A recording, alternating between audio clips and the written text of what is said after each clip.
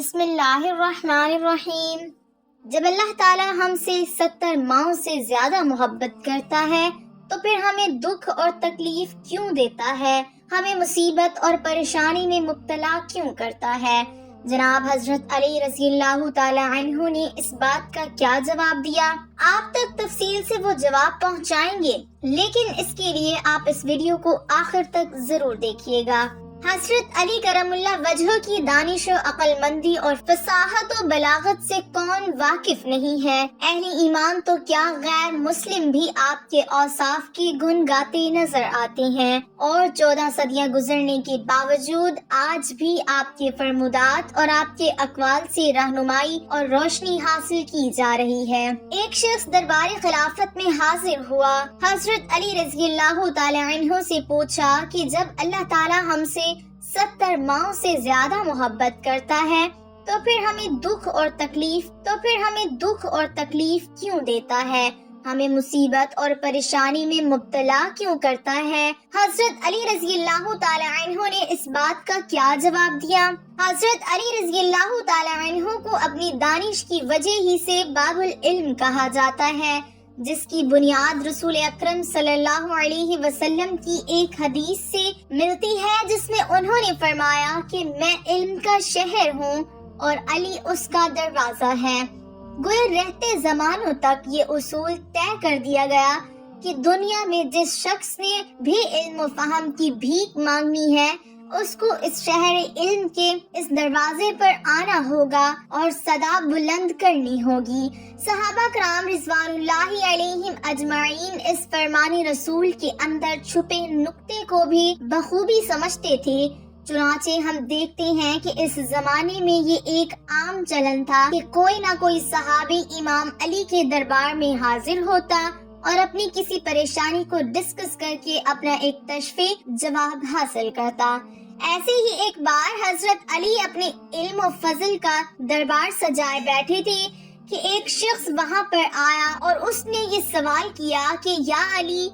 یہ بتائیے کہ جب اللہ ہم سے بے پناہ محبت کرتا ہے تو پھر ہم پر دکھ اور تکلیف کیوں بھیجتا ہے؟ ناظرین، یہ حضرت علی رضی اللہ تعالی عنہ کی ذہانت کا امتحان نہیں تھا، بلکہ اللہ تعالیٰ نے ایک سبب پیدا کرنا تھا کہ رہتی دنیا تک، آنے والے زمانوں تک اور آنے والی قوموں تک یہ ایک مفصل جواب ضرور پہنچائیں اور لوگوں کا طرز فکر بالکل بدل کر رہ جائے۔ حضرت علی رضی اللہ تعالی عنہ مسکرائے اور فرمایا، اے شخص، شکر ادا کرو کہ اللہ نے دکھ کو پیدا کیا، یہ اللہ کی عظیم ترین نعمتوں میں سے ایک ہے۔ اس پر وہ شخص فطری طور پر حیران ہوا اور جوابی سوال پوچھا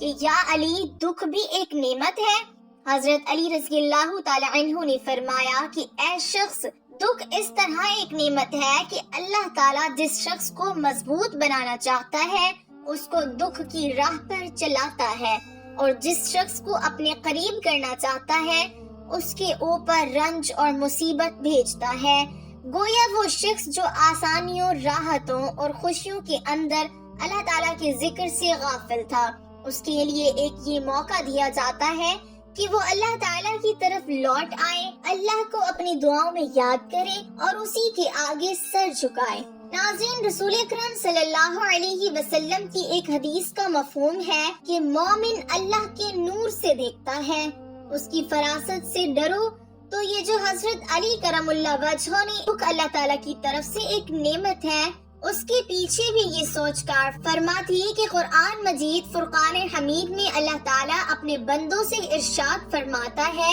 سورہ بقرہ کی آیت نمبر 155 کا ترجمہ ہے کہ اللہ تعالیٰ فرماتے ہیں، ضرور ہم تمہیں آزمائیں گے، کچھ خوف سے، بھوک سے، مال اور جان کے نقصان سے اور پھلوں کے ضیاع سے، اور صبر کرنے والوں کو خوشخبری دے دو۔ گویا انسان کے لیے ایک موقع پیدا کیا جاتا ہے، اسے ایک چانس دیا جاتا ہے کہ اللہ نے اس کی طرف یہ جو ٹیسٹ مقرر کر رکھے ہیں اپنے بندوں کو آزمانے کے لیے، ان میں سے کچھ بھیجے، اور پھر اگر کوئی اس پر صبر کا مظاہرہ کرے تو اسے بے پناہ خوشخبری اور بے حد و حساب انعام عطا فرمایا جائے۔ تو تو آپ ہی بتائیے کہ کیا جب حضرت علی رضی اللہ تعالی عنہ نے یہ فرمایا کہ دکھ بھی اللہ تعالیٰ کی طرف سے بھیجی گئی نعمتوں میں سے ایک نعمت ہے، تو کیا یہ درست نہیں تھا کہ انسان کو اللہ تعالیٰ ایک چانس دینا چاہتا ہے کہ وہ میرے بھیجے گئے امتحان پر صبر کا مظاہرہ کرے اور پھر بدلے میں یا اس زندگی میں یا ابدی زندگی میں انعام و کرام پائے؟ اسی طرح کی ملتی جلتی بات اللہ تعالیٰ نے اپنے بندوں سے سورہ عصر میں بھی بیان کی ہے۔ اللہ تعالیٰ فرماتا ہے کہ زمانے کی قسم انسان خسارے میں ہے سوائے ان کے جو ایمان لائے اور عمل صالحہ کیے اور حق پر رہے اور صبر کا مظاہرہ کیا۔ تو گویا حضرت علی رضی اللہ تعالی عنہ کے اس فرمان کا مفہوم بھی یہی ٹھہرا کہ جو اللہ تعالیٰ تم پر دکھ بھیجتا ہے اس پر اگر صبر کا مظاہرہ کیا جائے تو انعام و کرام کی بشارت ہے اور اللہ تعالیٰ اس شخص کے لیے آسانیاں ضرور عطا فرمائے گا۔ مگر ہم دیکھتے ہیں افسوس کا ہے کہ ہم سب جب اللہ تعالیٰ کی طرف سے کوئی مصیبت نازل کی جاتی ہے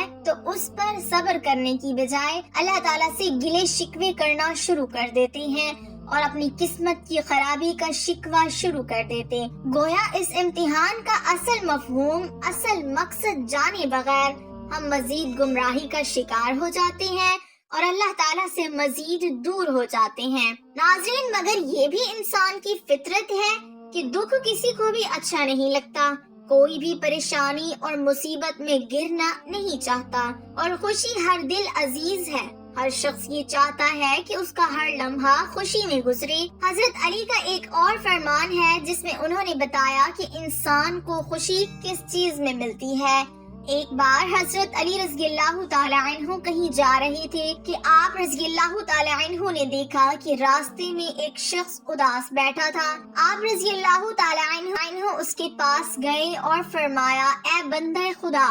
مجھے بتاؤ تم کیوں اداس بیٹھے ہو؟ اس شخص نے سر اٹھایا اور حضرت علی رضی اللہ تعالی عنہ کو مخاطب کرتے ہوئے کہا، یا علی، میری بچپن کی خواہش تھی کہ میرے پاس 1000 اونٹ جمع ہوں، مگر زمانہ گزر گیا، میری عمر گزر گئی، آج تک میں صرف یہ 4 اونٹ حاصل کر سکا ہوں۔ میں اسی لیے اداس ہوں کہ میں اپنی زندگی کا خواب نہیں پا سکا اور آج تک 1000 اونٹ کا مالک نہیں بن سکا۔ حضرت علی رضی اللہ تعالی عنہ نے فرمایا کہ اے شخص، مجھے بتاؤ کہ اگر تم کسی چیز کے مالک ہی نہیں، اگر تم کسی چیز کو حاصل ہی نہیں کر سکے اور کوئی چیز تمہارے پاس نہیں ہے تو کیا تم کسی شخص کو وہ چیز عطا کر سکتے ہو؟ اس شخص نے جواب دیا کہ یا علی، اگر کوئی چیز میرے پاس موجود ہی نہیں ہے تو وہ میں کیسے کسی دوسرے شخص کو دے سکتا ہوں؟ تو جواباً حضرت علی رضی اللہ تعالی عنہ نے فرمایا کہ اگر یہ 1000 اونٹ اپنے وجود میں خوشی نہیں رکھتے تو وہ تم تک خوشی کیسے پہنچائیں گے؟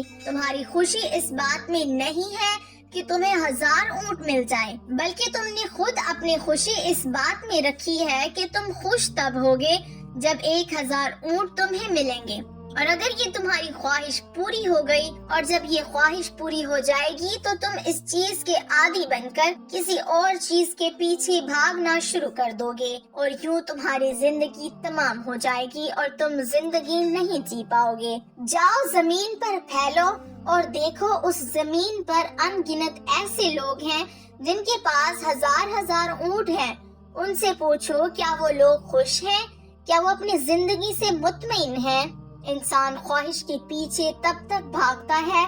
ہے جب تک وہ اسے حاصل نہ ہو، جب تک وہ اسے پوری نہ کر سکے۔ اگر آج تمہاری ایک آنکھ خراب ہو جائے تو تمہاری خوشی اس بات میں ہو جائے گی کہ 1000 اونٹ تو چھوڑے، میری آنکھ ٹھیک ہو جائے، میری ایک آنکھ واپس آ جائے تو میں خوش ہو جاؤں گا۔ تو یہ جان لو کہ تمہاری خوشی تمہاری خواہشات میں نہیں ہے بلکہ تمہاری وجود میں رکھی گئی ہے، تمہاری سوچ میں رکھی گئی ہے۔ اے شخص، انسان کا یہ منصب نہیں ہے کہ وہ اپنی خواہشات کا غلام ہو جائے اور اپنی نفسانی خواہشات کے پیچھے بھاگتا رہے۔ ناظرین، حضرت علی رضی اللہ تعالی عنہ کے اس فرمان کے پیچھے یقیناً یہ سوچ کار فرما تھی۔ اللہ تعالیٰ قرآن مجید میں صاف اور واضح الفاظ میں ارشاد فرماتا ہے کہ تم چاہ بھی نہیں سکتے اگر ہم نہ چاہیں۔ اسی طرح ایک حدیث کا مفہوم ہے کہ ایک تیری چاہت ہے اور ایک میری چاہت ہے، اور ہوگا وہی جو میری چاہت ہے۔ یعنی اگر انسان اپنی خواہشات کو، اپنی مرضی کو اللہ تعالیٰ کے حکم کے تابع کر دے اور جو کچھ اس کو عطا ہو اس پر راضی رہے، اس پر شکر ادا کرتا رہے، تو عجب نہیں کہ وہ مقام بھی آ جائے کہ اللہ تعالیٰ اس کی ہر خواہش، اس کے دل سے نکلنے والی ہر دعا کو پوری کرنا شروع کر دے۔ کسی بزرگ کا یہ فرمان ہے کہ اگر تم چاہتے ہو کہ مجیب الدعوات تمہاری سنے، تم مستجاب الدعا بن جاؤ تو راضی برضا ہو جاؤ، یعنی اللہ تعالیٰ کے ہر کام کو بخوشی سر تسلیم خم کر دو اس کے سامنے۔ اس کے بعد وہ مقام آتا ہے جس کے بارے میں اقبال نے فرمایا تھا کہ ہاتھ ہے اللہ کا بندہ مومن کا ہاتھ۔ پھر وہ مومن جو کام سر انجام دیتا ہے اس میں اللہ تعالیٰ کی خوشی شامل ہوتی ہے، وہ جو دعا کرتا ہے اس میں اللہ کی خوشنودی شامل ہوتی ہے، اور اس کی ہر دعا